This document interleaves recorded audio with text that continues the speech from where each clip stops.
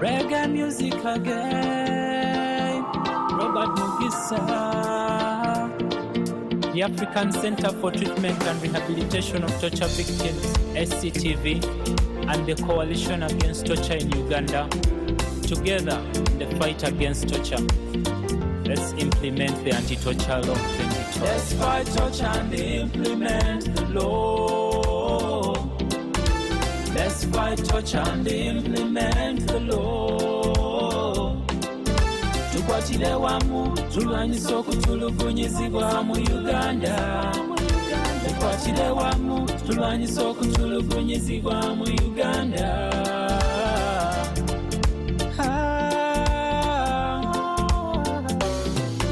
The other day I was walking down the street. I saw a young man being beaten up. His hands were tied up, his head twisted. We want information, that's all they say. I don't know anything, that's what he said.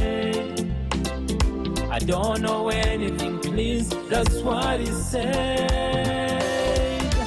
Let's fight torture and implement the law. Let's fight torture and implement the law.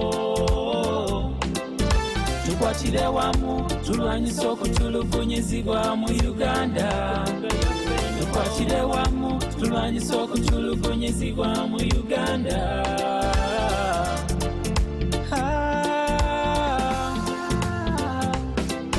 My brother, my sister, my father, my mother, my leader, employer, and everybody else. Torture is so cruel, it is degrading. Torture is inhuman, it is a crime.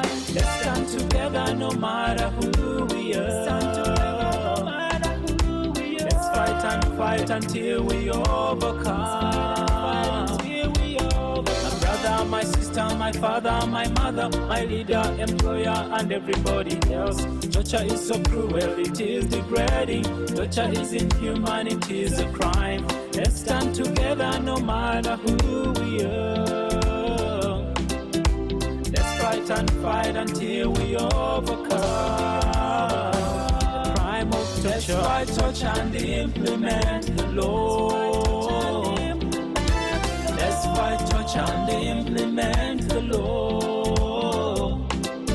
Tukwatire wamu, tulwanyisa okutulugunyizibwa mu Uganda. Tukwatire wamu, tulwanyisa okutulugunyizibwa mu Uganda.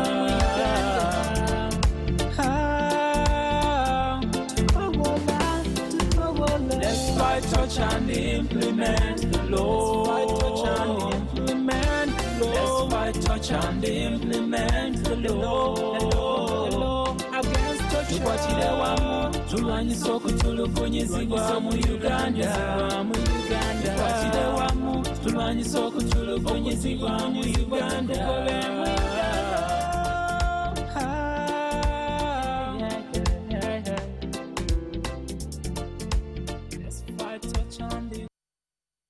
A very good morning and welcome to this in-studio dialogue on fighting and preventing torture in Uganda. My name is Charles Mangushampagi.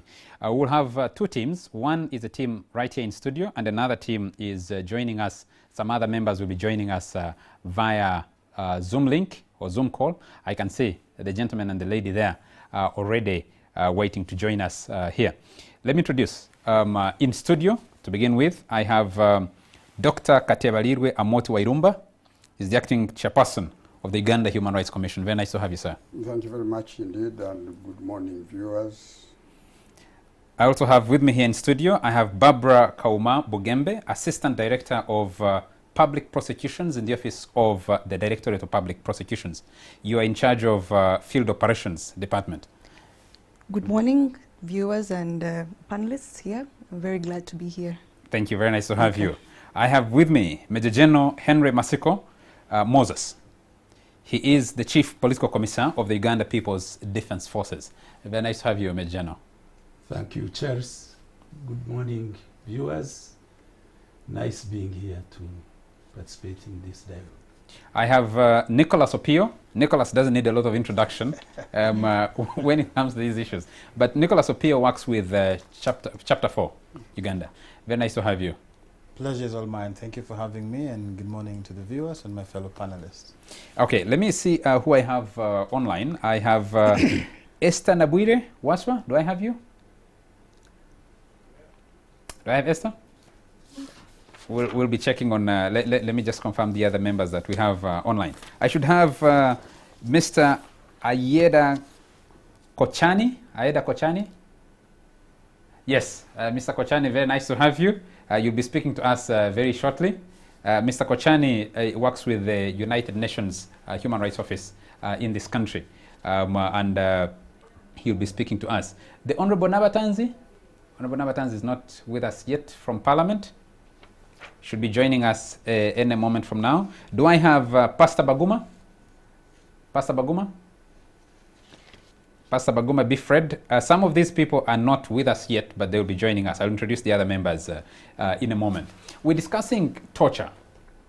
And torture in this country and in the world is guided, I mean the prevention of torture. It's easier to mix the two. The prevention and prohibition against torture is guided by both United Nations and other international conventions to which Uganda is a signatory, but we also have domesticated laws that deal or prohibit torture.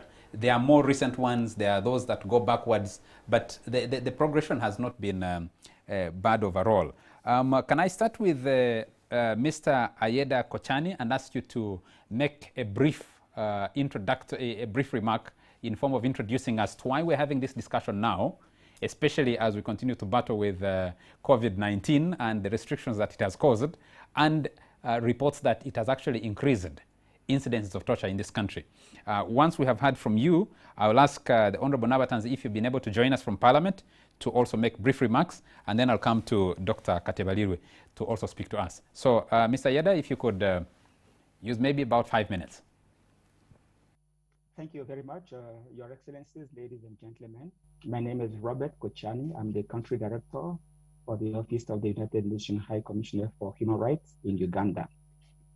The United Nations Human Rights Office in Uganda is very pleased to be marking the International Day in support of victims of torture with partners, and we look forward to the productive discussions here today.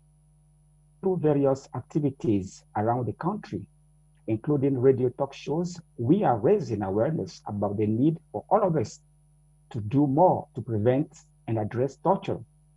The right to be free from torture and other cruel, inhuman, or degrading treatment is a non-derogable and fundamental right under the Constitution of Uganda, as well as under other laws of Uganda, and also under international law. Several United Nations mechanisms with mandates related to the prevention and fight against torture issued a statement for today's commemoration. I would like to reflect on some key elements from that statement. Number one is that while governments all over the world are implementing measures aimed at curbing the spread of COVID-19, the pandemic has highlighted institutional and procedural failures that have led to an escalation of torture and ill treatment worldwide. Secondly, in many regions of the world, excessive force has reportedly been used to enforce curfews, social distancing, and other measures. Such action might as well amount to torture or to inhuman or degrading treatment. Related to that, the UN Special Rapporteur on Torture, Niels Melzer, emphasizes that, and I quote, government must uphold the prohibition of torture and other cruel, inhuman, or degrading treatment at all times, including during states of emergencies based on the COVID-19 pandemic. Protective measures, including lockdowns and curfews, cannot justify any excessive use of force and coercion, and all allegations of torture or ill treatment must be thoroughly investigated. Another key element from the statement of the UN mechanisms is that people in detention or confined in closed spaces where social distancing is practically impossible are particularly vulnerable to contracting the virus.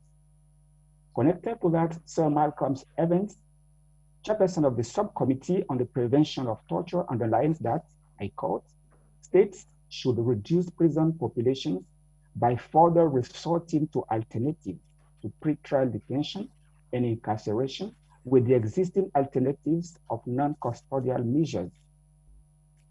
Another important element from the statement of the UN mechanism is that torture survivors are especially in danger of getting infected by the lethal virus due to their vulnerable situation, and they are at increased risk of further traumatization from COVID-19.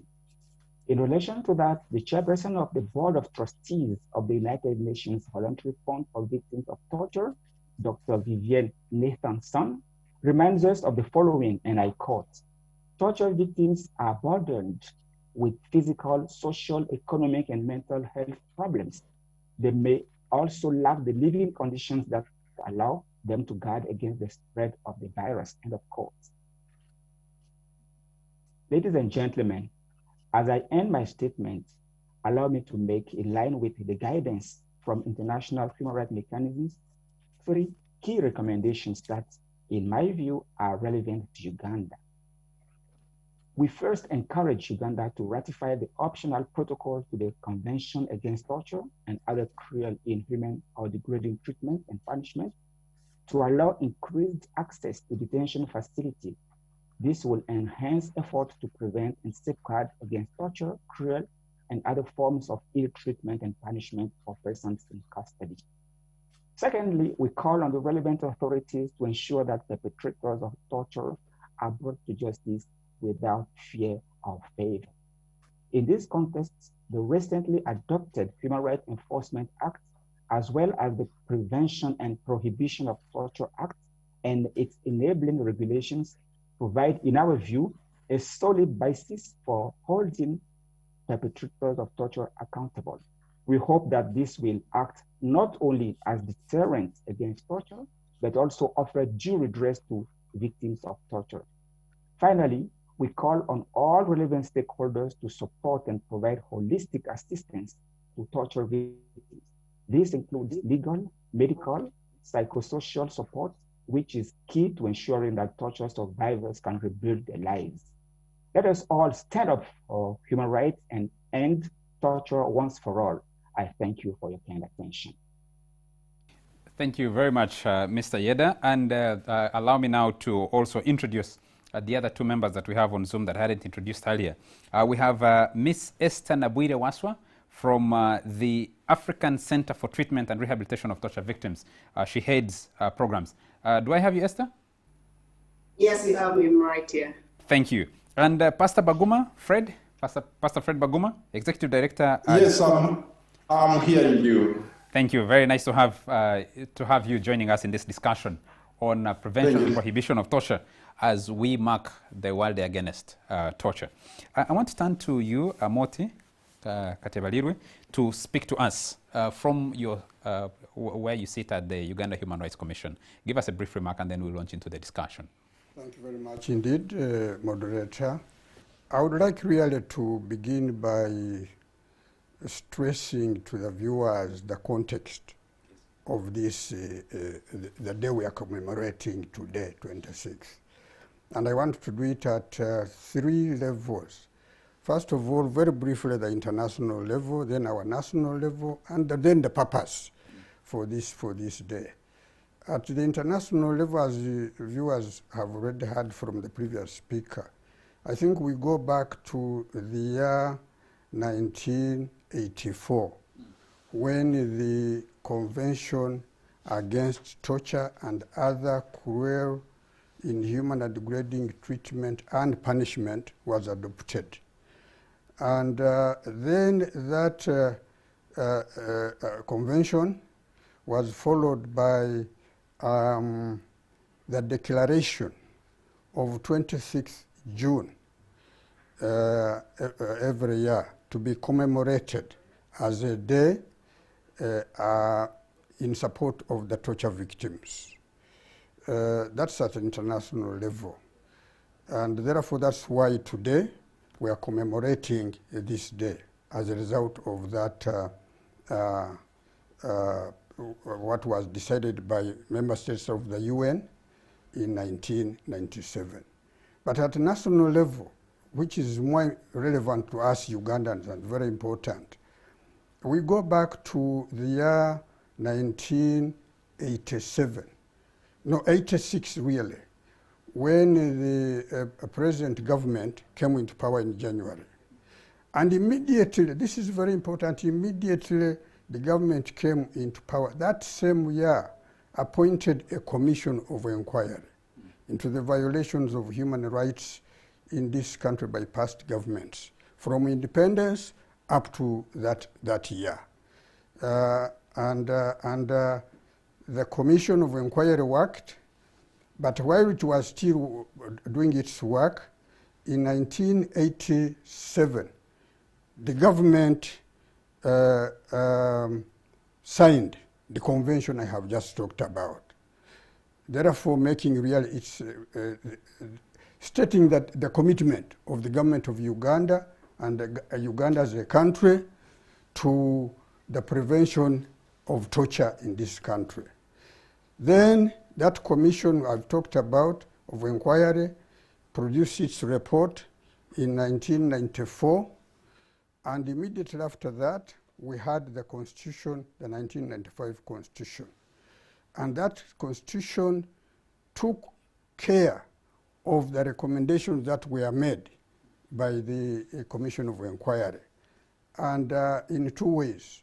We have now a whole of Chapter 4 in the Constitution devoted on human rights. But within that chapter... Yes, that's right. Yes, that's my friend. Yes, but within that, we have got very more specific Articles 24 and Article 44, particularly Article 44, which prohibits totally torture and cruel, inhuman and degrading treatment and punishment. And that's very important, because that was further commitment by the government of Uganda and Uganda as a country to ensuring that not only that we observe human rights generally, but specifically no torture, no cruel, no inhuman, no degrading treatment, no punishment. And Article 44 is very important because it is total prohibition, non-derogation whatsoever to the law. Then now we have our own law, further domestication of the convention, which is the law against torture, the prevention and prohibition of torture of 2012, plus the implementation guidelines and regulations which followed in 2017. That is yet another commitment. But I should also have mentioned that really, soon after the promulgation of the Constitution, the Uganda Human Rights Commission, for which I'm speaking here, was also put into place by an act of parliament. First of all, it is provided for in the Constitution. And then there is an act of parliament which put place the commission, and it started operation in 1997 as a permanent, an independent and permanent commission to promote human rights in this country. And therefore, the reason why I've gone into all this, there is this commitment stated very clearly in the law, particularly in the mother of the laws, the Constitution, that Uganda is committed to observance of human rights, but specifically for prevention of torture, cruel, inhuman, degrading treatment, and punishment actions in this country. And therefore, that this day we are commemorating becomes very important in that context. That's why I wanted the viewers really to consider it in that context. And so the coalition that has been mentioned against torture, involving SCTV and ourselves and other partners, every year we organize commemoration activities of this year. And the whole of this week, we've been involved in the activities, and this now is the climax today is the climax. This particular activity is the climax. If it was not for COVID-19 and the lockdown, we would actually be out on the streets. You know, we always do processions, and so that we can get, people can see us visibly sensitizing the public about this day.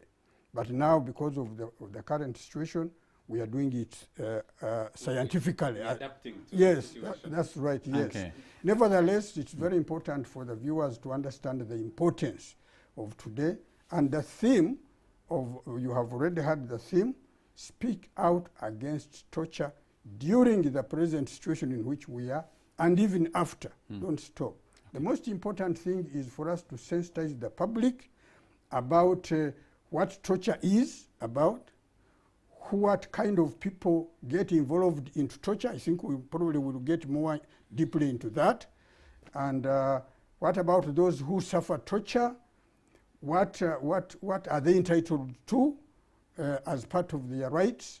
All those are the issues that we take care of as part of our awareness raising during this activity.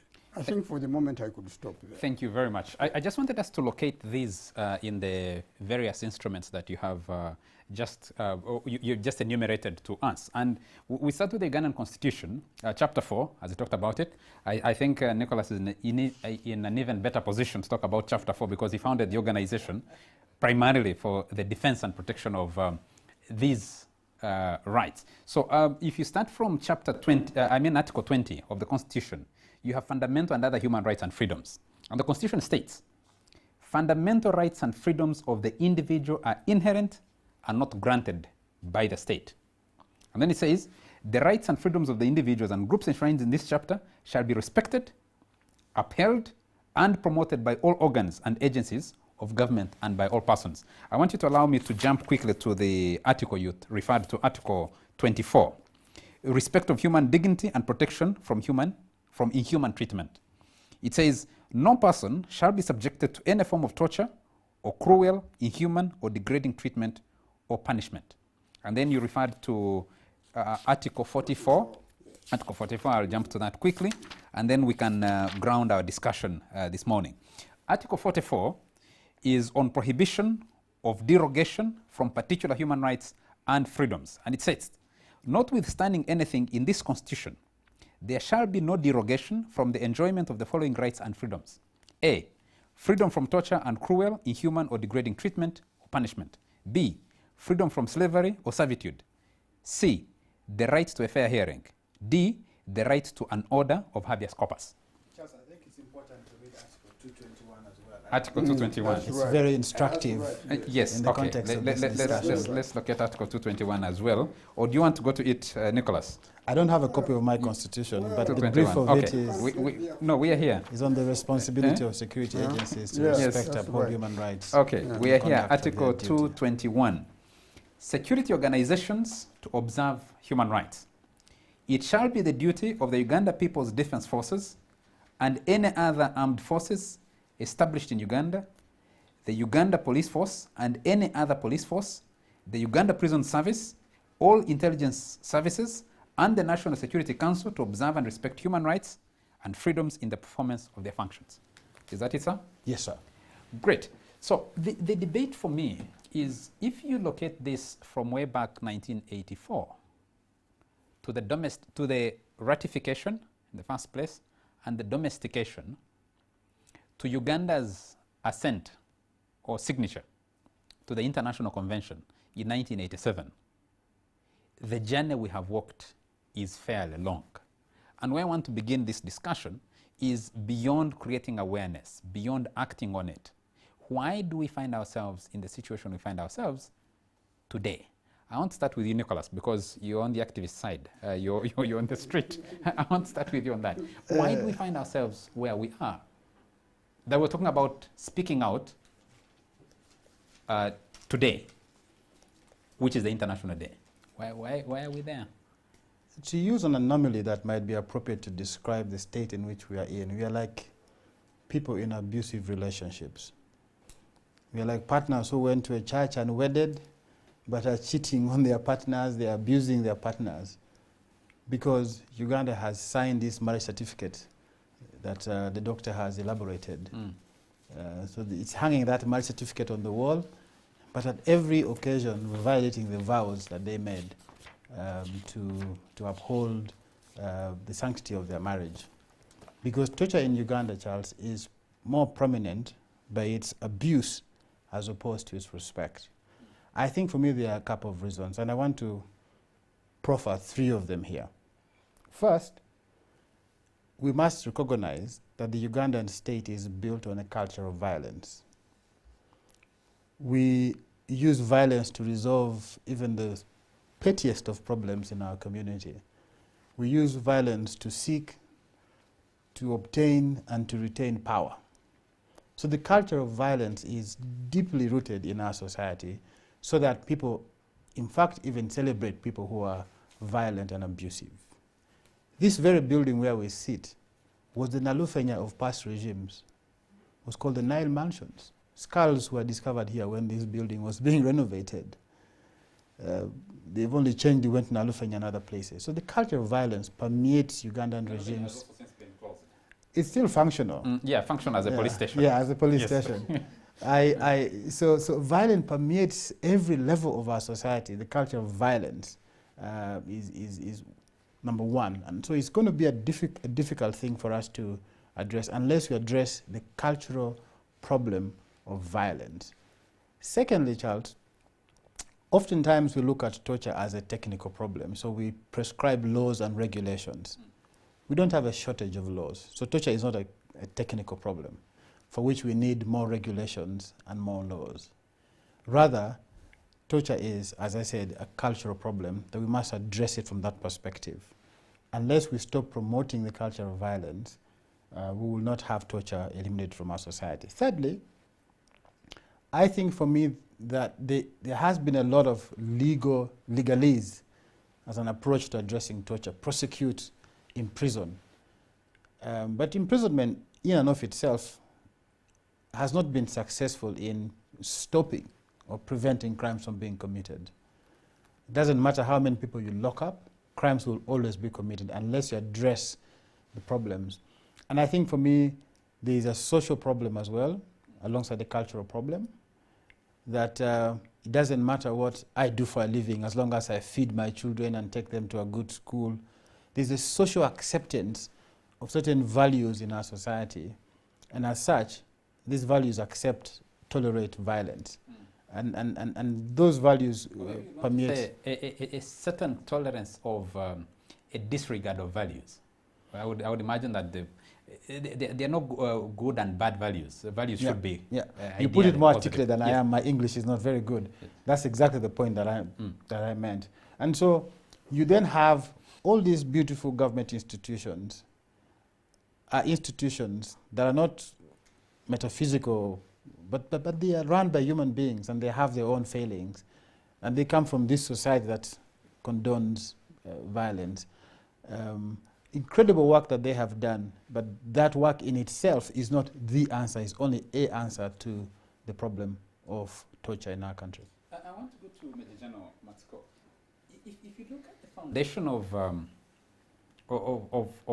the national resistance movement, which has a symbiotic relationship with the National Resistance Army, one being the military arm and then the other being the political wing. If you listen to Dr. Katebalire here, the foundation is best in the respect of human rights. Our understanding is that from as early on during the Bush struggle, the human rights were enforced with a very high level of discipline. In fact, they went to the bush because of abuse. Yes, even further beyond. Yeah, and my office exists. Your office exists. Ensure the consolidation and continuity. Why, after almost 35 years of the NRM government, of the UPDF being in charge, transforming from the National Resistance Army into a Uganda People's Defense Forces, do we still have a debate, and your office, which has existed from the time almost this government started, why are we still in the space, in the discussion that we have today? You are not yet in heaven. That's a Why very is good. that journey so complicated? That's a very good observation, Charles. And actually, I was thinking that I would commend Doctor for that context, and only add that probably we could add our history. You see, the tendency for us Africans is to not to remember that there is something Africa. We are still boxed in what was done in 1884 Berlin Conference, the fragmented part of Africa. Uganda's case is Africa's case. If you go back to history, Africa for some time, led the world, we were civilized and so on. But after some time, we suffered setbacks. And these setbacks really were characterized by inhuman treatment, slavery, being colonized. We are speaking English, you can see. And later, today we have independence, but we have remnants of also that the hangovers of marginalization and what you would hear called neocolonialism. Now, I don't want to go into those lectures. Come what even Nicholas alluded to, we gain independence. It was unfortunate that we had governments which did not realize that the goal of independence ought to have been a reversal of what Africa had suffered for a long time, and one of them being respect for the dignity of the African life, liberties of people. And if you go back, it's unfortunate that we don't keep alive some of this history. But if you take the time of Idi Amin, which Nicholas was alluding to, horrible things happened to this country. But even before that, there was hope, because Ugandans and Africans have a culture of resisting inhuman treatment. The regaining of independence was out of struggle. Once we get independence and people misuse it, struggle continues. And you are very right on spot that the bedrock of the national resistance, army national resistance movement struggle was restoration of human dignity. And if you read our history, in 1982, it was a watershed. A volunteer who had joined us went out of the camp, killed a person. These were an exceptional circumstances. We are in war. But the leadership of this struggle had to make a point that we are entering a new chapter. A boy called Zabroni was publicly executed along with some other fighters, to make a point that we cannot be engaging in struggle, because what Nicholas calls violence. Because once you suffer inhuman treatment and violence, you don't laugh at it and it goes away. Struggle is a factor of existence. So in this struggle, we had to make a point. Zablon had to be the turning point. And since then, if it was not interference actually of some of the international obligations, for us, you kill, you die. That's the bottom line. So we have not we've not deviated from that principle since then. Albeit that we entered a constitutional arrangement, and we have to deal with any errant and anybody who may be bordering on violating human rights according to the Constitution. So I just wanted to add that aspect of our history, that we as we discuss and commemorate issues of sympathizing and empathizing with victims of torture, we should remember that we have a history and we have a system that really its bedrock is non-tolerance to going back to that bad history. Back to the issue of the constitutional framework. what amazes me is human rights advocates Like myself. don't use the Constitution. They quote the laws, but they tend not to be holistic, because a Constitution is framed in such a way that for every provision there is a rejoinder. You find that while this is to be done like this, there is another superior provision which you must have in mind. Me, I start from the point where I am. I am from the state. I'm a state actor. And I am interested in seeing that we run a state in such a way that the citizens benefit. We transform them. Now, the Constitution is very clear. If you go in this section 29 of the background, the objectives and state principles. 29 is talking about the issues of citizenship obligations. And it states, if I can quote it, the exercise and enjoyment of freedoms and rights is inseparable from the performance of duties and obligations. And accordingly, it shall be the duty of every citizen to be patriotic and loyal to Uganda and promote its well-being. And somewhere also, it obliges, or it enjoins the citizens to understand the Constitution wholly. No, even G, I think you're referring to G. G, yes, acquaint to appoint himself, yourself yes, or herself with the provisions of this Constitution. So even the the human rights defenders. There is a day I was debating with some of them, and I particularly was disturbed by selective quotation of the role of police. Somebody quoted that police, in exercising its duties, works with the citizens, and he ended there. But when you read it in full, it's supposed to be with the other security agencies. So somebody chooses to be selective, and that brings in disrepute some of the activities of the state actors. Finally, Charles, yes, I want to comment on two things. The culture, this cultural aspect. Actually, we need to know that we have what we call our traditional society, and this society, of course, got in contact with the other society, the Western societies, especially through colonialism. But the remnants of our traditions have not yet been obliterated.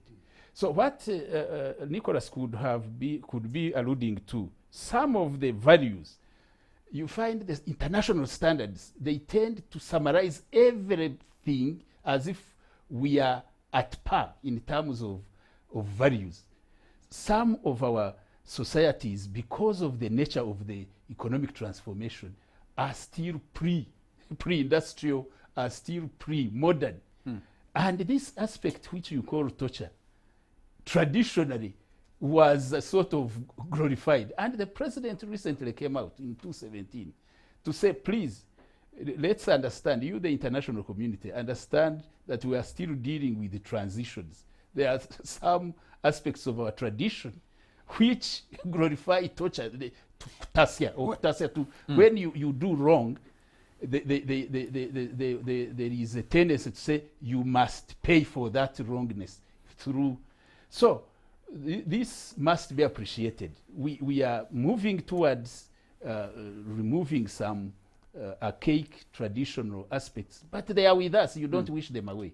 But that's not to say we abate, because the president in 2017, apart from the constitutional and legal provisions, he comes out as a leader to show the political commitment. He writes to the lead agencies.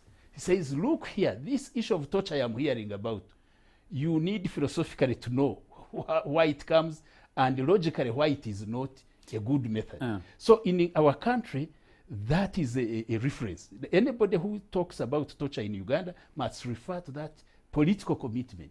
The president of a country coming out and explaining and directing his, I hear you on that. his security agencies, please, this is an outdated method, don't engage in it. Yeah. Finally, and then you arrive at finally, there should be,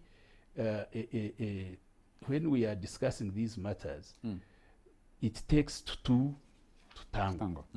The issue of the responsibilities and duties of citizens must be kept in sight, like especially in this period. The war we are in is not a war against our population. We have a war, a global invasion of a pandemic. And as state actors, it's our duty, whenever there is threat, to come in, and particularly UPDF, it is enjoined among its functions to come in whenever of the pandemic as a war. whenever there is any threat or any disaster or an emergency, UPDF, it's duty number 2. I hear you, Major General. So when we've, from our side, we've clearly defined what situation we are in. Our people are not the target, but they are target of the global enemy. Our role is, together with everybody, to make our people responsive enough, disciplined enough to cooperate in ensuring they are not wiped out. Thank you. Thank you. I have many questions. But the last point was on the opening remark. Can we do that last point later? Because I see time is not our best ally. We need to. I thought I could do. We'll take a break. It has already come in. No, I'll come back to you. We'll remember it. Okay. I'll make sure that we remember it. Okay. My question would be that the efforts, the steps that have been taken, progressive as an individual, I'm beginning to rethink our characterization of what is African and what is global. You have 169 nations, signatories to this international convention. The global movement that is sweeping across America and the world now, Black Lives Matter, that is one manifestation of torture, inhuman and degrading treatment. So it looks to me like this is actually universal in its existence. And the institutions that have been created... It's about humanity, not race. Yes, it's not about African and non-African. It's about humanity, not race. But I want to come to you. We will need to be taking a break very quickly. But the Constitution is worded in the clearest of terms. The provisions under Chapter 4 leave no doubt on what the duties and responsibilities of different actors are. You sit at the prosecution level. You head the field office. My question to you is, the feeling out there is that the prosecution is not going far enough. You're not handling as many cases as the prosecution is not matching the violation of these fundamental rights as it is. Could you explain why? Thank you very much, Mr. Moderator. For starters, I would like to convey greetings from the Director of Public Prosecutions, Justice Jane Frances Abodo. She could not be here with you, but she sent her greetings, and from the entire team of ODPP. Now, your question to us is that the prosecution does not seem like it is doing much or enough to match allegations of torture or violations of torture that are out there. But I would like to bring it out, particularly in this period during COVID. I think it was very recently, on the 10th of June, the Director of Public Prosecutions, on behalf of the institution, clearly came out with a statement on torture. It was a reaffirmation of our position as an institution, and it clearly highlighted the international conventions that Uganda is party to, our obligations, our duties, and it was an appeal to the security agencies, because we work with most of them. We work with some of them, like the Uganda Police Force, and it clearly stated, it was a clear resolve that for DPP, we condemn torture or any inhuman or degrading treatment, and that we will go ahead and direct for investigations where a complaint is brought to our attention or information is brought to our attention of an alleged, violation, and we'll even go ahead and prosecute, but prosecute on the basis of evidence on the file. Article 120 of the Constitution clearly gives functions of the DPP and the office. We have powers to direct investigations. We direct police to investigate a matter of a criminal nature. We follow up on those cases. We manage investigations at some point. The issue that we have to address, I think, here is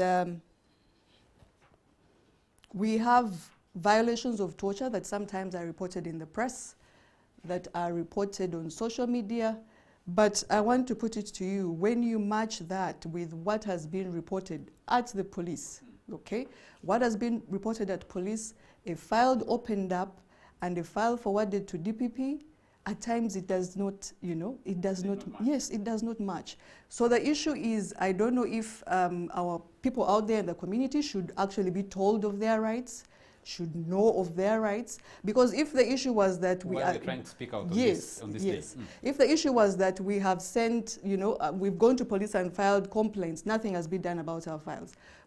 5 files have been sent, or 50 files have been sent to DPP, and all of them have come back closed or mishandled, you know, then there would be caught off guard. But we have tried as much as possible. Actually, during this COVID pandemic, there have been a number of instances. I could give you an example. Remember the cases of there was a case of the Lira women who were caught past curfew? Yes. They were arrested. I think there was something like 60 people. Immediately, the office got to know about that. The DPP called the RSA. In this COVID pandemic, some of these officers have been caught out, you know, because someone can be RSA Gulu, but resident in Mukono. But the person was directed, go and pick that file, bring the file, let's look at it, what is on, and actually those charges were withdrawn. Okay. Then we had there was also an Impiji case that involved some youth who were found in a house. I think they were caught for not social distancing, still during this COVID time. That file was also called for and handled. So what we are saying is, yes, there's a lot of work to be done, but we also appeal to let the matters come to us. Okay. Let the matters be brought to us. Maybe people don't know of our offices out there, but we have tried to decentralize. Okay. We're going to take a short break, but I wanted us to go into that detail. Esther, I wanted to come to you because, Esther, you've been dealing, SCTV, since its establishment, has been dealing with treatment and rehabilitation of torture victims. So I wanted to go into the numbers after we have done the general background of where we are. But Esther, I need to ask someone on the panel, either Motios or Mr. Ayeda, to define for us, what is it that we're dealing with? What is torture? How does it work? And then Esther, when I come to you after a very short break, we will go into a discussion on the numbers. I have looked at some of the numbers. I have tracked some of the numbers for some time, but I need someone who deals with these torture victims to be able to speak to that. Can we take the break now and then come back to the discussion in a moment?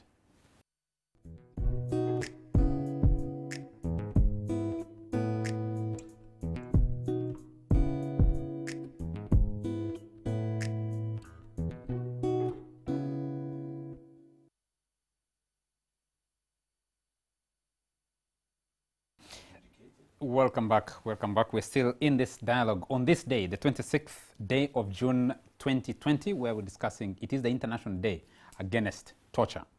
It's the International Day, and in Uganda, we're commemorating it with some of these activities. Amoti, I listened to you last night, you on KFM. I listened to some of the discussion. And I have in studio, we're coming live to you from the NTV studios. I have in studio here, I have Mr. Nicholas Opio. He's Executive Director at Chapter 4 Uganda, which is an organization dedicated to the defense of human rights, and particularly Chapter 4 of the Ugandan Constitution. I have Major General Henry Matsiko Moses. He's the Chief Political Commissar of the Uganda People's Defense Forces. And we have Barbara Kauma Bugembe from the Office of the Directorate of Public Prosecutions. She heads the Field Operations Division on Human Rights. I have Dr. Katebalirwa Moti Wairumba. I have online Mr. Ayeda. The other name is a little bit difficult to pronounce, so I'm trying to walk away from it to avoid. Kochani. Robert Kochani. I hate to mispronounce somebody's name. So I have, he heads the UN office in this country on human rights. I have also Esther. Esther Nabwire is from, Esther Nabwire Waswa is from the African Center for Treatment and Rehabilitation of Torture Victims, and Pastor Baguma Fred. Pastor Baguma Fred actually works with TOSA Uganda, but is actually a torture survivor. He's a torture victim. So I'll be coming to you in a moment. Esther, I wanted to come to you on two issues. One is, what is the working definition, both under the United Nations Convention, under the Ugandan Constitution, and enabling laws, the other subordinate laws in Uganda, of torture? And number two is, you deal with treatment, rehabilitation of torture victims. Could you help us with the numbers? Because ACTV has been at this for some time. The numbers I've looked at look dire. I kept wanting to bring them in when Major General was speaking to us, but maybe we'll come into that now. Where do we stand as a country at the moment? What are your clients telling you? What do you see where you sit? Thank you very much, Charles, for those questions. Firstly, in a very simple way, I'll just break down what torture is. So torture is the intentional infliction of severe pain and suffering. So it can either be physical or it can be psychological. So in simple terms, that is the definition of torture. But one thing I need to highlight is that in the Ugandan context, we added something to the definition of torture. So if the UN CAT definition looks at public officials as those who can perpetrate torture, but in Uganda, the Prevention and Prohibition of Torture Act added on torture by private individuals. So you can see that our law, we also decided to prosecute private individuals in their private capacity who perpetrate torture, and not only looking at public officials, not only looking at security agencies, but also at the private individuals. And of course, what makes torture stand out from probably assault? There must be a reason for torture. So it could either be to extract a confession, it may be to punish someone, or coerce someone, to do or not to do something. So that is the difference. That's what makes torture different from probably common assault. Now, in terms of our statistics, just to estimate, over a period of 4 years, we've had in excess of 6,000 survivors of torture. And I'll start from 2017. 2017, there were 834 cases of torture. We went to 2018, there were 1,070 cases. You can see it going up. And 2019, our current statistics, as we're soon launching our annual report, we are at 20,020 cases.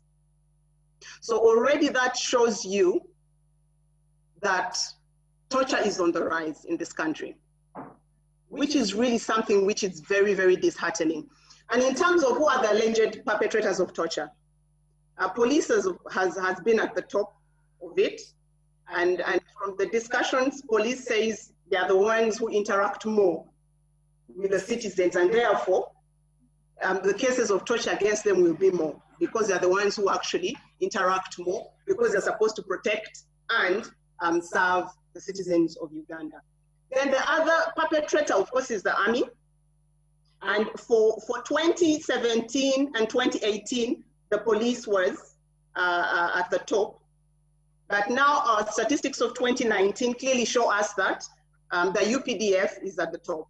But of course, we usually work around the country, and for 2019, we also spread to the Karamoja region, and probably that accounts for the high numbers of allegations of torture against the Uganda Police Defense Forces.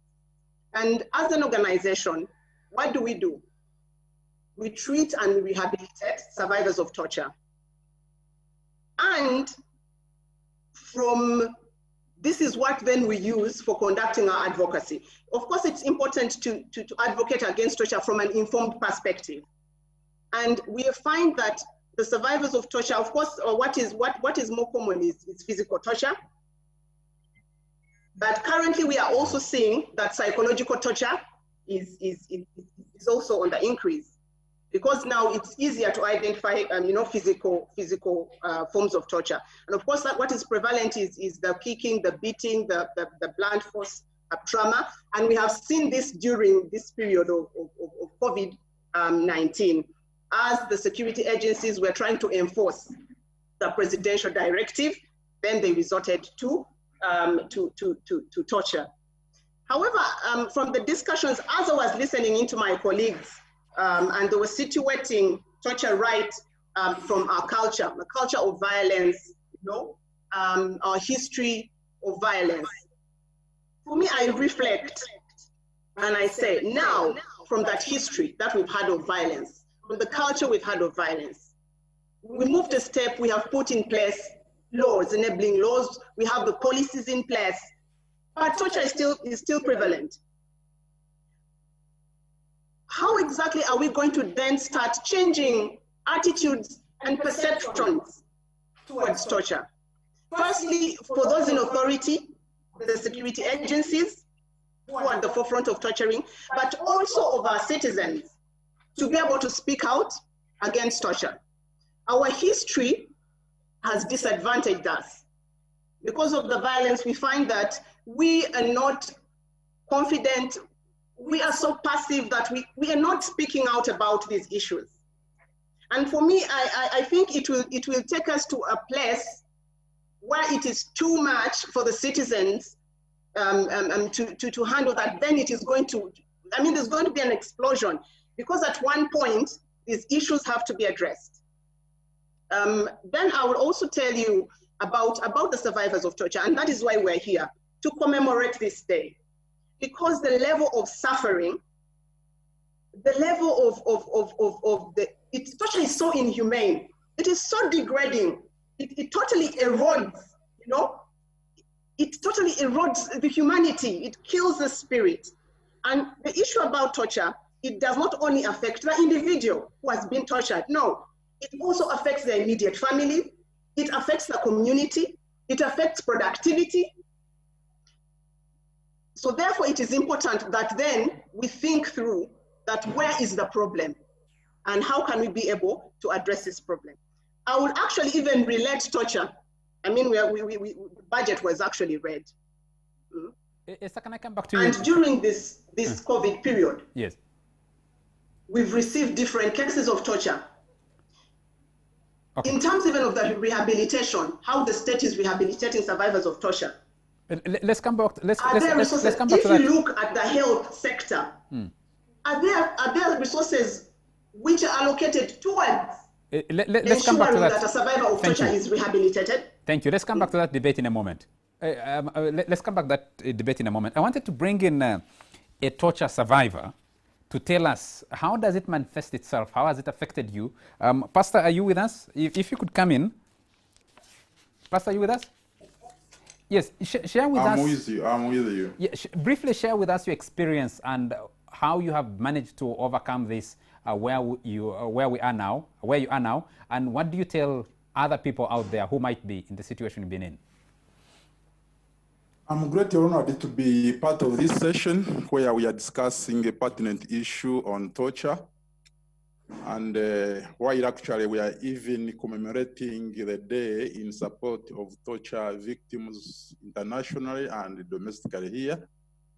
I'm a cardinal stakeholder in respect to my personal capacity as a torture victim, and also the organization I represent, and this is Torture Survivors Association Uganda, TOSAU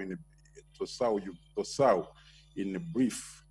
The torture has been already defined by the official from SCTV here with me, Madam Esther, and you are trying to inquire from me to tell you how torture manifests, right? Torture manifests in 3 categories. It can be physical torture, where it involves systematic beating, punching, kicking, hitting with rifle butts by the perpetrators. And as you've heard the statistics, actually, the historical perpetrators and those still on record is especially police, ranking #1, and UPDF, and other agencies. So, as a person who experienced this, I think I can really properly define, because I'm an eyewitness and someone who has experienced. And the membership of this organization, which I lead, is comprised of people who have been badly affected by these effects of torture, and they have passed through all these forms of torture. And while I discuss this, I represent them because I know all the narrative. So it can be physical torture through beatings, manhandling. It can even be food deprivation, or some people could be forced to eat food which is spoiled. They could experience electric shocks. They can be burnt with cigarettes. They could be hit with pistols, butts on the heads. They would be suffocated. I've heard these stories, so I'm talking through a representative source.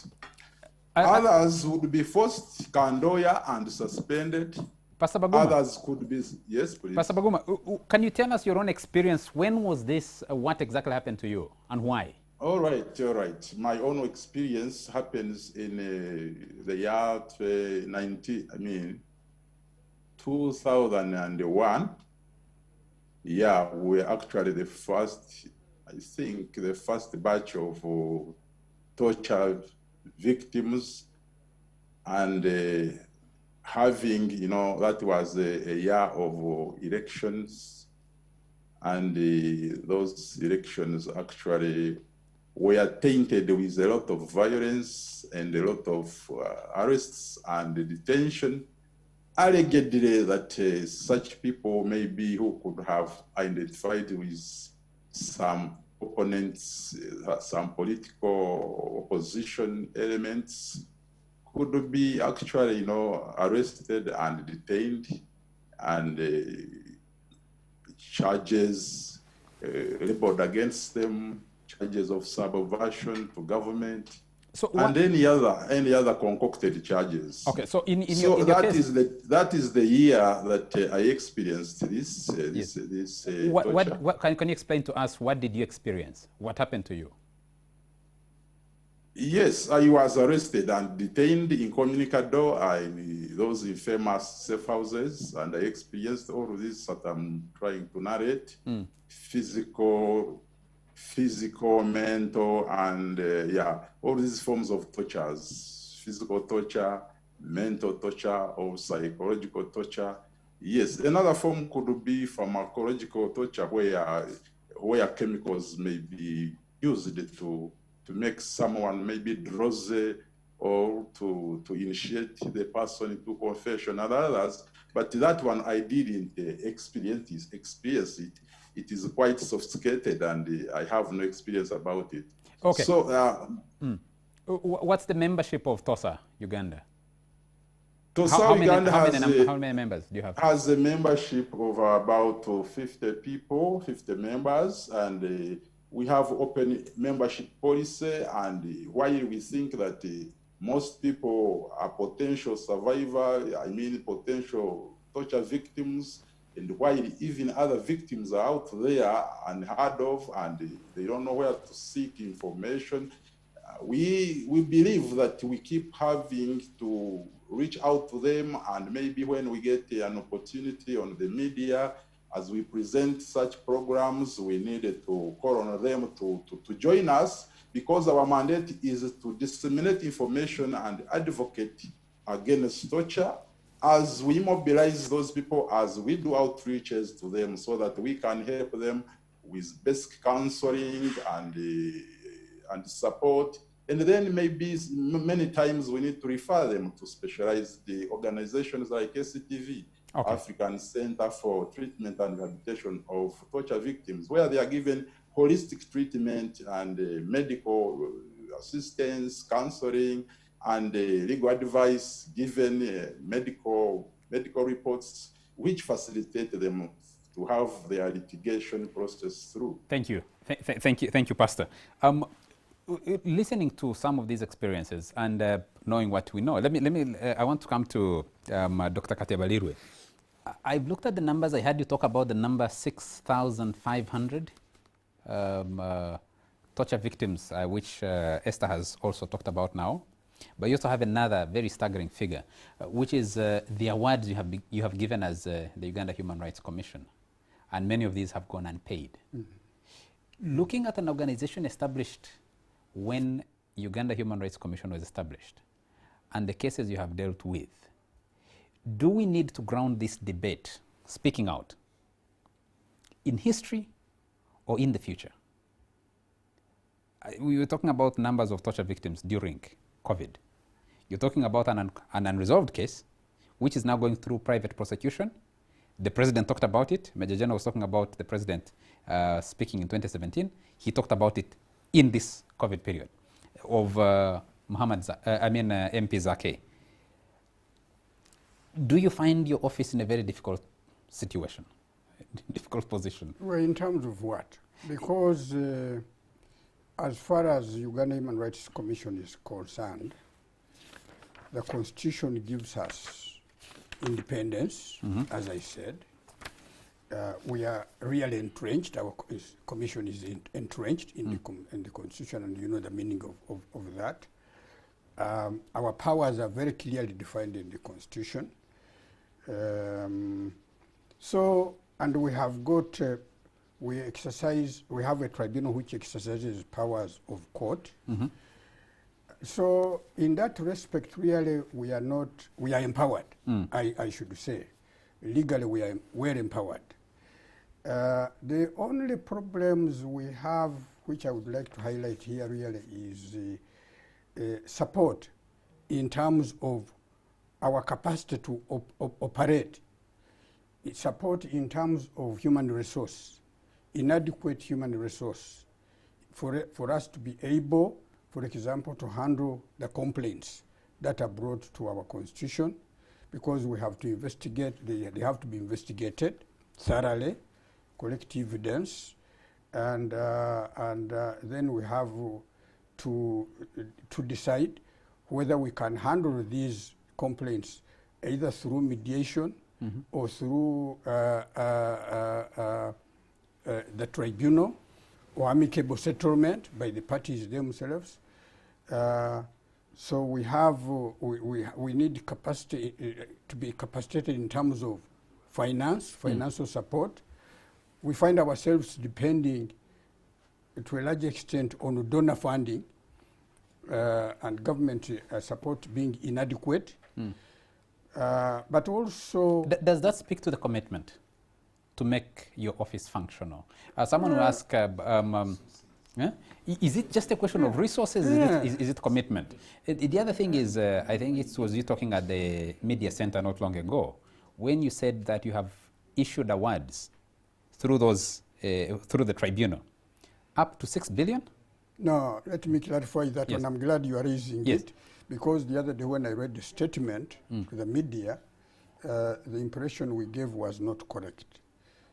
In terms of the awards made by the tribunal of the Uganda Human Rights Commission, we don't have up-to-date information up to this year, for example. We've been trying to liaise with in different forms with the Attorney General's chambers, who are the custodian of the data. They have not been able for the last 2 years to give us the up-to-date numbers of the case of the awards that have been made. But we've got numbers up to 2017. And as far as our awards, the awards ordered by the tribunal of the commission is concerned, they up to the end of 2017, they amount to about 5 billion Not trillion. I want to clarify that. 5 billion shillings. That's what is outstanding. Okay. Yeah. Just if I may, the Human Rights Commission is an important national institution. It is in our interest that we have a strong, functioning commission. I think that beyond the financial problems that has bedecked the commission since its inception, there's also a real problem, Charles, of the functioning of its quasi-judicial powers. As we speak now, the commission cannot hold a quasi-judicial proceedings.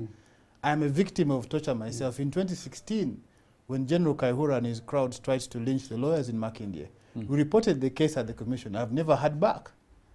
The commission is functioning now at nearly a quarter capacity. They are just investigating cases. They cannot hold tribunal hearings because the appointing authorities haven't found the time to appoint a full-time chairperson since the unfortunate demise of the Honorable Medi Kagwa. The commission itself doesn't have, it's not fully constituted, and therefore cannot sit and hear cases. Do we then need to interrogate a little bit more that commitment? Because it's one thing to ratify all these international conventions. It's one thing to domesticate some of these laws. It's another to follow through. I was listening to Major General, and I wanted to put a question to him. When you see what is happening today during COVID, I think part of the numbers that the UPDF is being blamed for are the numbers of LDU actions, actions of the LDUs, because those are now under the command of the UPDF. And when you see those, and you sit in your office, you're supposed to lead the sensitization of our women and men in uniform in the UPDF on being politically conscious, on understanding human rights, on understanding all these issues. How do you feel? Are we actually walking the talk, literally, as some people would want to put it? Is there a commitment to fighting torture, inhuman and degrading treatment when we're actually seeing it every day on the streets? I was listening to Mama Esther, and I think it points to our problem. Appreciating who we are, appreciating holistically how to run a country, what it means to run a country. When you look at the accusations or occurrences of what is alleged to be torture, you need to ask a question. Is this state managed? Because we've had a history where the state was the perpetuator, unprovoked. The character was criminal in character. Where you find the units of UPDF, the units of these LDUs, even see before COVID, what were the LDUs doing? What impact had they had on the prevention of escalation of criminal activities? These young people had performed excellently well. Comes a situation where we are invaded by this pandemic. These young people have not been used to a situation where you have lockdowns and what. So there were a few errors. But what amazes some of us is the way some of these errors are amplified. Look, when, for example, there was that error, I think it was a gap in command and leadership, the CDF came out. He came out promptly to say, we are sorry, this error is because of the nature of the transition we've had to enter into an unfamiliar territory. And thereafter, my own department, behind the scenes, we launched a reorientation because these young people were used to running around with robbers every night. So their orientation was Operation Run Around. But we're talking about the COVID situation. We oriented them to know that handling safety measures of COVID is in the interest of Wananchi. The Wananchi are not our enemies. We went around all these units. And if you notice, if we are to be honest to ourselves, there was dramatic improvement. To the extent when you talk about, for example, Baguma was saying, when you are deprived of food, government sensitively knew we are in this bad situation. There are people who are vulnerable, who need food, who went around graciously distributing the food. These young people. I think the incident Maguma is referring to talked about it. And finally, Charles, when these situations that at times degenerate into skirmishes and unfortunate incidents of what you call torture, look at a situation where our own forces are always confronted. So when we say human rights defenders should be holistic, to know that citizens don't enjoy rights inseparably from being responsible people. In Amur, Amur Elegu, this young man who lost his eye, innocently, he had not shot anybody, he was simply saying, you people, for your safety, close your shops. He lost an eye. Now, instantly when he lost that eye, supposing instinctively, many people who are killed for demonstrating, instinctively, if he had shot around, but he didn't do it. That should be acknowledged. Recently, our officer in Chankwanz, people were raiding and hit him, and so we have actually catalogued. And the spokesperson of our defense spokesperson has been, I think there are now over 100 cases of confrontation by goons against forces on duty, in the line of duty, unprovoked. Now, our human rights defenders should be fair enough and objective to say, please, the population, this situation requires defense. You, the enforcers, remember that even if you are provoked, you already have power, don't use excessive force. That would be understood. But to talk as if you are not observing the real situation. Unfortunately, we are still struggling to develop a disciplined and responsible citizenry. Because in countries where the citizenry is disciplined, you wouldn't have skirmishes during such a well, I think if you ask the victim of torture, their own experiences differ on what provokes that situation. But what is normally the environment in which they are I've had a different version of what happened in Elegu. I don't know what your office has had. The family of that young man, I think he's still in prison, speak of a completely different version that led to the losing of the eye. But we can go into that debate at another point. Into that individual experience. Yes. There are 2 points I would like to very quickly make. Number one is what my friend Opio there has said in terms of Uganda Human Rights Commission. What Mr. Pio has described... Can I come back to you in a moment, because we need to take a very short break. I'll pick it up from there. Okay. We'll be joined by, I think, the Member of Parliament on the Human Rights Committee of Parliament after we come out of the break. Can we take the break now and then come back briefly to this discussion?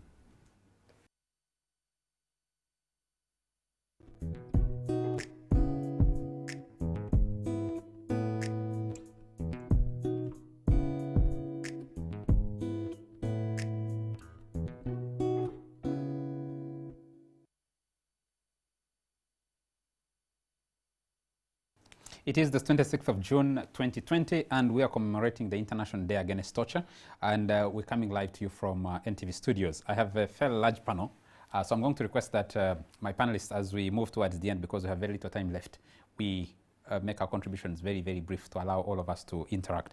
We've been joined by Taka Agnes Wejuli. She's the Member of Parliament for Bugiri District and Vice Chairperson of the Parliamentary Committee on Human Rights. Honourable, very nice to have you joining us. I still have online, I have Robert Ayeda Kochani from the UN Human Rights Office in Uganda. I also have Esther Nabwire Waswa from the African Center for Treatment and Rehabilitation of Torture Victims. I also have Pastor Bagoma Bifred, who is the chairperson of Torture Survivors, TOSA, Uganda Limited, Executive Director.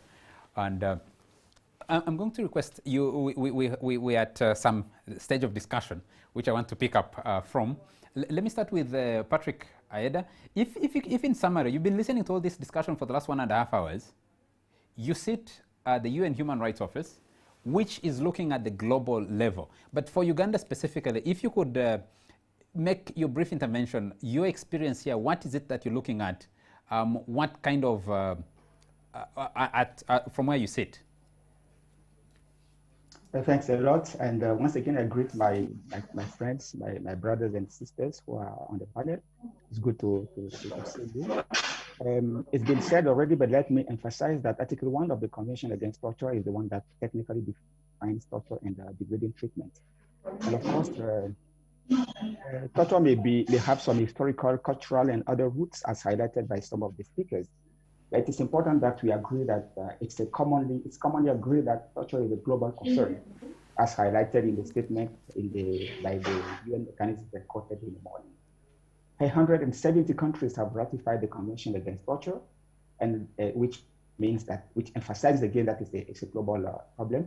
And recent history has shown us that security operative of any country can commit torture. In actual fact, when you let torture prevail, it does.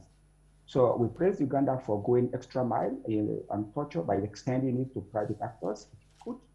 The efforts made in the Constitution and also in the Human Rights Enforcement Act, as well as in the Prevention and Prohibition of Torture Act, as well as a public stand, firm and strong public stand from state officials on the issue of torture are welcome.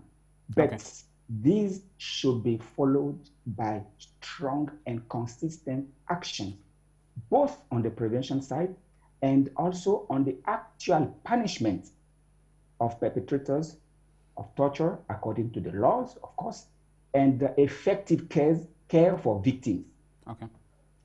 Prevention, actually punishment of perpetrators, and the effective care for victims, rehabilitation of victims. From where I stand, where I sit as the UN Human Rights Office representative in Uganda, I see this effort, but I think Uganda needs to go an extra mile, in order to make sure that what is preached is also acted upon. And I would like to reassure my friend from the UPDF. We have UPDF soldiers who complain to us on issues of torture. It's about everybody. Policemen can be tortured by other policemen. And in Uganda, since the issue of torture is even extended to private actors, policemen can also be tortured by civilians. I started by saying that technically the definition of the UN is a bit different, but for me, I'm happy that Uganda has made the effort of going one extra mile. So it's important to recall that the Office of the United Nations High Commissioner for Human Rights, jointly with its national partners, particularly the Uganda Human Rights Commission, have been engaged and are going to continue to remain engaged on capacity building and sensitization activities for the public, for civil society organizations, for the UPDF, for the UPF and other actors, in order to make sure that we all stand up for prevention and the fight to end torture in this country. Thank you. Thank you very much. I want to come in studio here and go to Honorable Agnes Wejuli. You are Vice Chair of the Human Rights Committee. Yes, please. Yeah, if you could just make a general statement on this day and the role of Parliament and your committee in dealing with these questions of torture. And Dr. Katevadiri here was telling us off the air, torture is not just about state actors, it's also about individuals. That expanded definition as per the Prohibition and Prevention of Torture Act. Thank you, moderator. Good afternoon, viewers and my fellow panelists. My name is Taka Agnes Wejuli, the woman member of Parliament for Wejuli, and the Vice Chairperson of the Committee of Human Rights. Today, as we commemorate the International Day in support of the victims of torture, I wish to thank the stakeholders who have actually kept the candle burning, the media, to ensure that we have such a forum to discuss and engage on torture in our country. As Parliament, as a committee of the Committee of Human Rights, the Committee of Parliament of Human Rights, We have continued to do our role. The Constitution is very clear on the prohibition of torture because it provides for the rights of all individuals, all Ugandans, and it really brings out the issue of torture as prohibited in our country. And Uganda has gone ahead to accede to the international treaties to really commit that Ugandans are free from torture. Of course, Parliament in 2012 went ahead to pass an act prohibiting torture and criminalizing the acts of torture in our country. So we really commit ourselves and we continue working in the interest of Ugandans and standing in to defend them, to follow up on cases that come up of torture, having debates in Parliament, analyzing reports from the Human Rights Commission to actually ensure that we are doing the oversight role on the government institutions that are charged with the responsibility to do enforcement. Okay. Just before you came in, we're dealing with a situation, a question here. You appropriate resources to the different departments of government that deal, especially Uganda Human Rights Commission. But the Human Rights Commission has perennially had issues with funding. Now it has issues with its constitution. Yes. Then there is a secondary issue, which is your constituents and other Ugandans. When I'm talking about your constituents, I'm meaning all Ugandans. Yes. Where the tribunal awards victims of torture, and they never get paid. 3 years ago, the last report that the Human Rights Commission has, almost 6 trillion unpaid. Billion unpaid. Yes. So where do you as Parliament come in to say if an award has been given between the Office of the Attorney General and the Office of Minister of Finance, process this money and pay them, because you're continuing to torture these people who have been tortured, either physical or otherwise. They have gotten an award. They have been walking to the tribunal endless times. They started possible at police. They complained to the NPC, the National Political Commissar there, and they're not getting justice several years later. We have actually continued to have debates on this. We do allocate resources, though, as you know, resources are never enough. But each year we try to allocate resources to the Human Rights Commission, and we engage even in Parliament. We've had discussions, we have had motions, we have had reminders to government about compensation of these victims. So as Parliament, I believe we do our role. And let me put this to you, Honourable. Yes. If it wasn't for the intervention of development partners from its establishment, yes, would the Uganda Human Rights Commission be functioning today on national resources? Or should it, if we put human rights, yes, as high as we do put them, in the Constitution in Chapter 4 and in other laws and the international treaties and conventions that we have signed, do we match? Does the support match? Because if the Uganda Human Rights Commission is in a position of comfort, then torture victims would have a place to go to. Well, if the Human Rights Commission is uncomfortable, then you can't expect that you're going to be processing payment for the awards they have given. The budget, the national budget, every time there is no way we can separate interventions from development partners, because even government functions with the national resources but with support from the development partners. So I can't say that the Human Rights Commission would not be functioning without, because this is a nation, it's a country on its own. And we run a budget, but we cannot separate resources. It's something about our commitment to protection and of human rights, protection and promotion of human rights in this country? I beg your pardon? Does the funding say something about the support that we give to these institutions we have established? Does it say something about our commitment as a country? We are committed, I can assure you, because we continue. It is the environment that actually allows in these the agents to support. If Okay. government didn't have that environment in our country, then we wouldn't be getting that support. So there is a commitment, and that is why we continue allocating resources.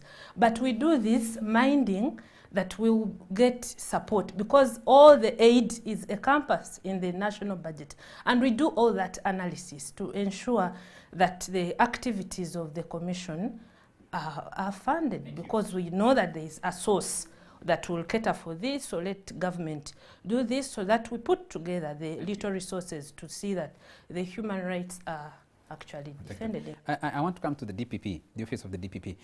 The DPP came out with a fairly strong statement, very significant breath of fresh air on this commitment, especially state actors and going for individuals.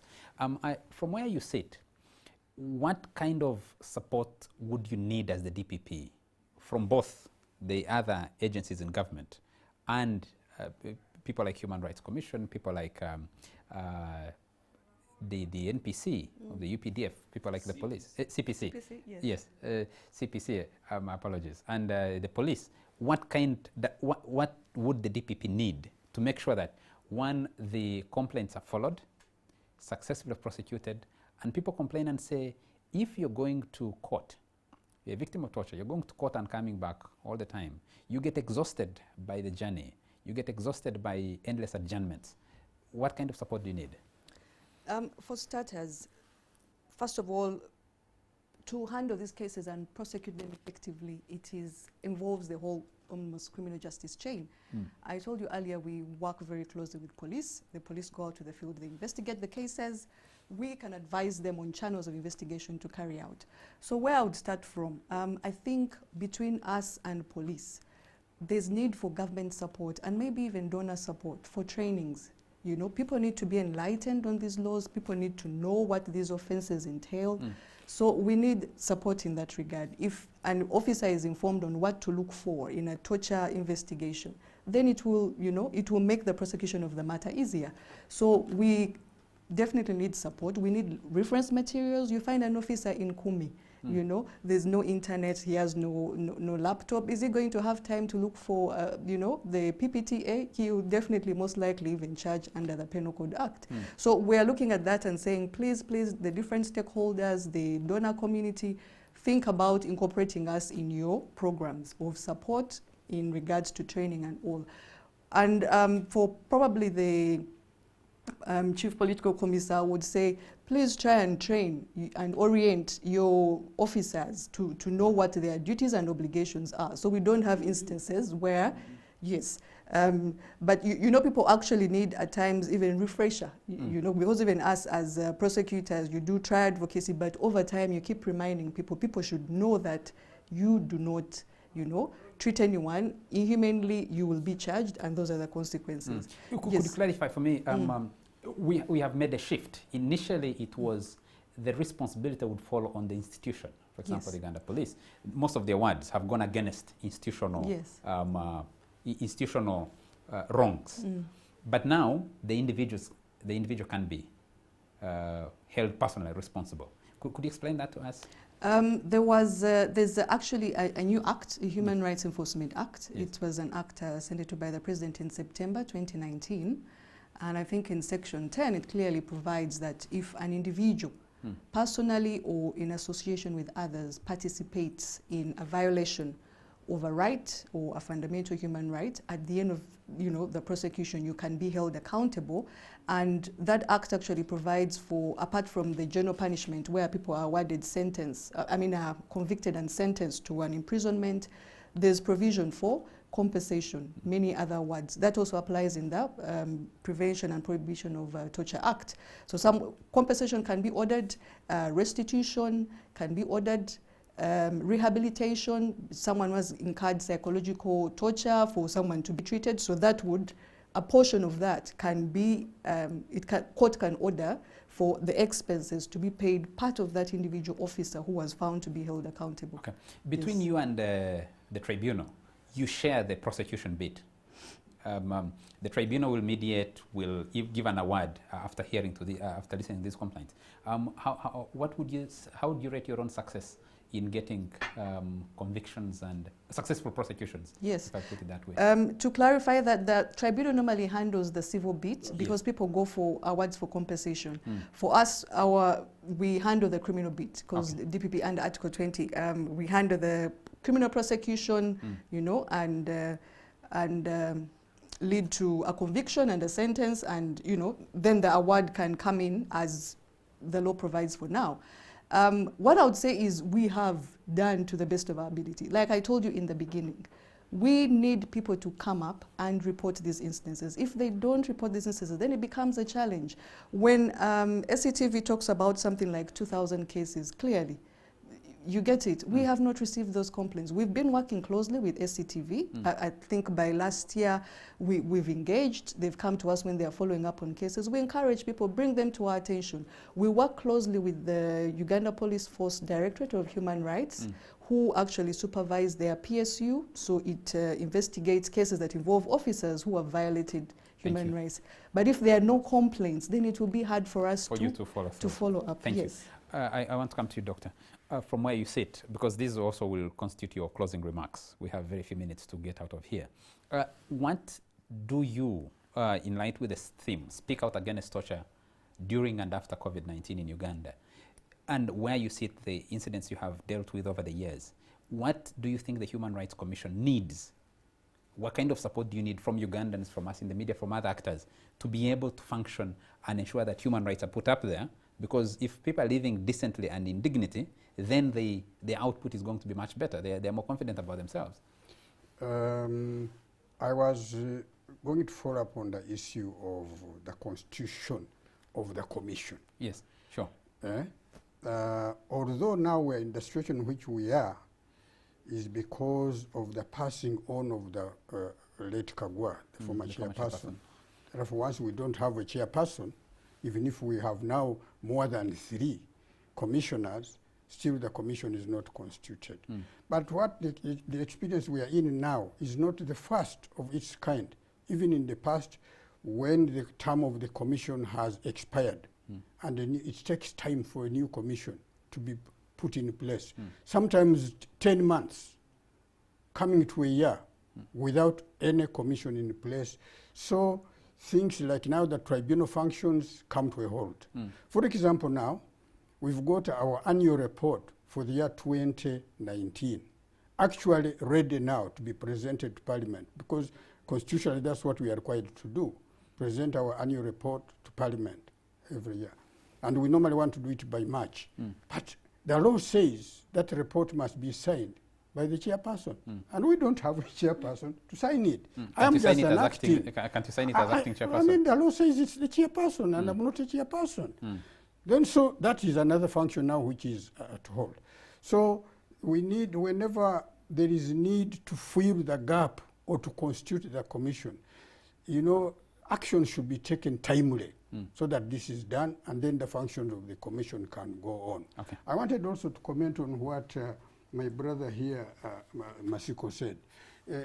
In the commission these days, we are placing emphasis not only on rights, but also on duties and responsibilities, because the rights really go with the duties and responsibility. They are not separable. Then thirdly, I agree with my sister there, Honorable Member of Parliament. Really, Parliament, as far as we are concerned, they do their best to support us in terms of resource allocations. Sometimes the problems are beyond them. But we also recognize that the fact that really the revenue, government revenue also is limited. We would like really the ideal to be funded 100% by our own government, because really the Paris principles also demand for that. But the situation does not allow.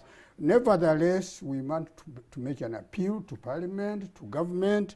Please keep on increasing allocation of resources, and also giving us more and more human resource in order for us to be able to function. Thank you. I'm going to give Major General Masiko 30 seconds because we've run out of time. News should be coming on. And just I limit myself to my mandate. I want to assure everybody that UPDF, as a successor of National Resistance Army, is still committed to the its principles. We are founded as a people's force. We grew, we succeeded, and we continue to make successes because of our pro-people stance. We shall be the last institution that would imagine that we resort to torturing the... If you imagine we've been in Somalia since 2007.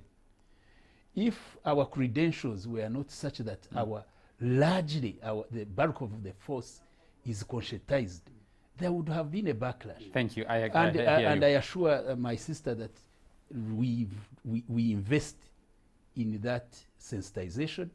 Under my chieftaincy, we have a full-fledged Directorate of Human Rights.